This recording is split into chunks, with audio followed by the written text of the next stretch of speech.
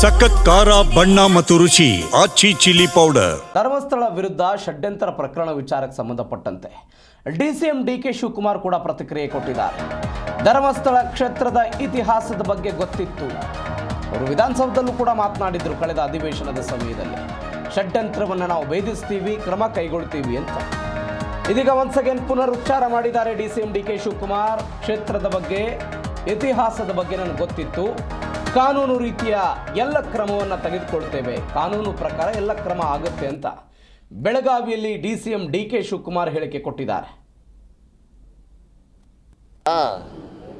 ನನಗೆ ಗೊತ್ತಿರೋ ಮಾಹಿತಿ ಗೊತ್ತಿತ್ತು, ಧರ್ಮಸ್ಥಳದ ಇತಿಹಾಸ ಗೊತ್ತಿತ್ತು ನನಗೆ.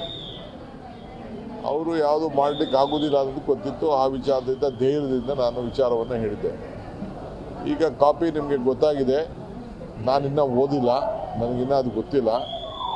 ಸೊ ಸರ್ಕಾರ ಏನು ಕ್ರಮ ಕೈಗೊಳ್ಳಬೇಕೋ law will take its own course.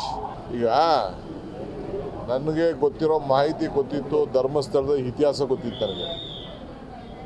ಅವರು ಯಾವುದು ಮಾಡಲಿಕ್ಕೆ ಆಗೋದಿಲ್ಲ ಅನ್ನೋದು ಗೊತ್ತಿತ್ತು. ಆ ವಿಚಾರದಿಂದ ಧೈರ್ಯದಿಂದ ನಾನು ವಿಚಾರವನ್ನು ಹೇಳಿದ್ದೆ. ಈಗ ಕಾಪಿ ನಿಮಗೆ ಗೊತ್ತಾಗಿದೆ, ನಾನಿನ್ನೂ ಓದಿಲ್ಲ, ನನಗಿನ್ನೂ ಅದು ಗೊತ್ತಿಲ್ಲ. ಸೊ ಸರ್ಕಾರ ಏನು ಕ್ರಮ ಕೈಗೊಳ್ಳಬೇಕೋ law will take its own course. ಈಗ